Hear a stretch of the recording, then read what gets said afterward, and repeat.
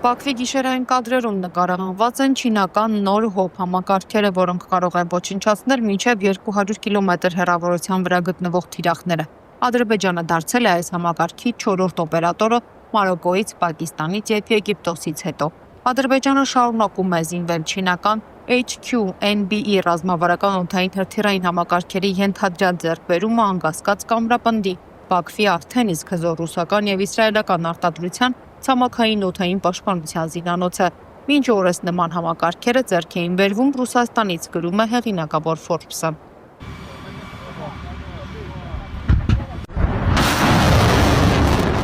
Ռեսուրսներով հարուստ Ադրբեջանը վերջին տասնամյակում մեծ ներդրումներ է կատարել իր զինված ուժերում, եւ օդային պաշտպանությունը անշուշտ բացառություն չէ։ 2010-ականների սկզբին այն Ռուսաստանից ձեռք է բերել ռազմավարական հեռահար S-300 PMU-2 հրթիռային համակարգեր։ HQ-9-ը Չինաստանի կողմից արտադրվող S-300-ի համարժեքն է եւ ունի դրա հետ զարմանալի նմանություն։ Ադրբեջանական սպառազինության մեջ գտնվող S-300-ները մասնակցել են հակաօդային պաշտպանության զորավարժություններին դեռևս 2024 թվականին։ Ավելին, Բաքուն 2010-ականների սկզբին Բելարուսից գնել է ռուսական նախագծման Բուկ միջին հեռահարության երկիր օդ դասի հրթիռներ։ Չնայած Մոսկվան վաղուց եղել է Ադրբեջանի եւ Հայաստանի ավանդական զենքի մատակարարը, Բաքուն նաեւ զգալի քանակությամբ զենք է գնել Թուրքիայից եւ Իսրայելից, ինչը նվազեցրել է Մոսկվայից կախվածությունը։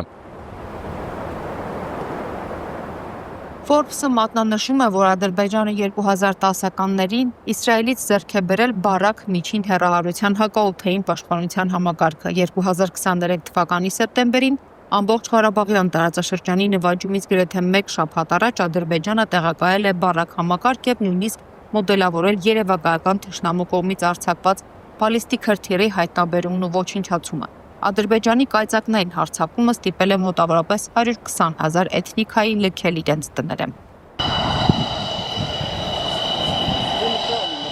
HQ-9B-ի ենթադրյալ ձեռքբերումը տեղի է ունեցել այն բանից կարճ ժամանակ անց, երբ Ադրբեջանը սկսել է ստանալ Պակիստանից պատվիրված 40 GF-17C բլոկ 3 կործանիչները։ Միայն այդ ձեռքբերումը կարող է հիմնարար կերպով փոխել Հարավային Կովկասում օդային ուժերի հավասարակշռությունը։ Անկասկած դա կգերազանցի Հայաստանի առկա օդուժը, որն ունի ընդամենը 4 ռուսական Su-30 SM ֆլանկեր կործանիչ։ Հայաստանը հերքել է վերջերս տարածված տեղեկությունները, որ ձեռք է բերում հնդկական արտադրության Su-30 MK-ի տարբերակներ, որպես բազմամիլիարդանոց գործարքի մաս։ Այդուհանդերձ Հայաստանը եւս սկսել է դիվերսիֆիկացնել իր ռազմական տեխնիկայի աղբյուրները Ռուսաստանից իր ճնշող կախվածությունը նվազեցնելու համար, որից այս տասնամյակում ստացել է իր զինանոցի ավելի քան 90%-ը, շարունակում է պարբերականը։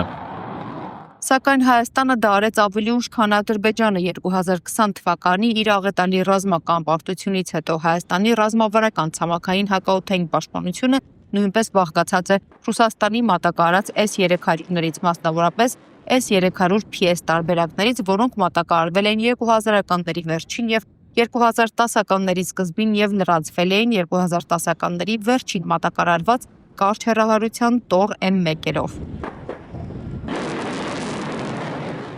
2020-ից սկսած Հայաստանը դիմել է Հնդկաստանին եւ Ֆրանսիային որպես այլընտրանքային մատակարարների։ Բազմակի հրթիռային համակարգերից բացի երկիրը գնել է Հնդկաստանի միջին հեռահարության Ակաշ հակաօդային պաշտպանության հրթիռային համակարգը, սակայն դրանք խոցում են թիրախներ շատ ավելի մոտ հեռավորությունից, քան S-300-ը կամ HQ-NB-ին, որոնք կարող են համապատասխանաբար խոցել օդային թիրախներ մոտավորապես 120-ից 160 մղոն հեռավորության վրա, ինչը դրանք շատ ավելի հարմար է դարձնում կետային պաշտպանության կամ բազմաշերտ հակաօդային պաշտպանության ստորին շերտերի ձևավորման համար։ Քանի որ Պակիստանը համագործակցել է Չինաստանի հետ GF-17-ի համատեղ մշակման գործում եւ նաեւ շահագործում է HQ-9B եւ այլ չինական համակարգեր, Բաքուն հավանաբար դժվարություններ չի ունենա այս կործանիչների եւ երկիրոտ համակարգերի համատեղ շահագործման հարցում։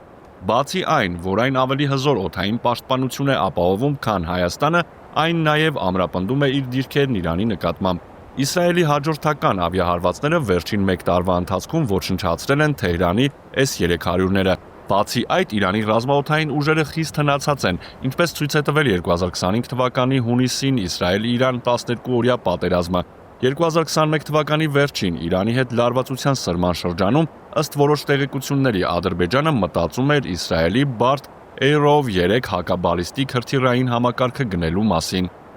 Չնայած զգալիորեն պակաս առաջադեմ լինելուն, HQNB-ն նաև զգալիորեն ավելի էժան է, քան Aero 3-ը եւ անկասկած Ադրբեջանի համար ավելի հեշտ է դրա ինքնուրույն շահագործումը։ HQNB-ն ենթադրաբար կարող է հակազդել բոլոր տեսակի օդային թիրախներին, ինչպիսին են թևավոր հրթիռներ, եւ ապահովել առնվազն որոշակի պաշտպանություն մարտավարական բալիստիկ հրթիռներից։ Անկասկած այն ունի բալիստիկ սպառնալիքների դեմ պայքարի զգալիորեն ավելի սահմանափակ հնարավորություններ, քան Aero 3-ը։ Ըստ Forbes-ի վերլուծության Չինաստանը զավթում է Ռուսաստանի ռազմավարական հակաօդային պաշտպանության համակարգերի շուկայում ունեցած բաժնեմասի զգալի մասը։ Ադրբեջանին վաճառքն ավելի ուշագրավ է, քանի որ այն Հարավային Կովկասի առաջին երկիրն է, որը Պեկինից գնում է նման առաջադեմ համակարգ։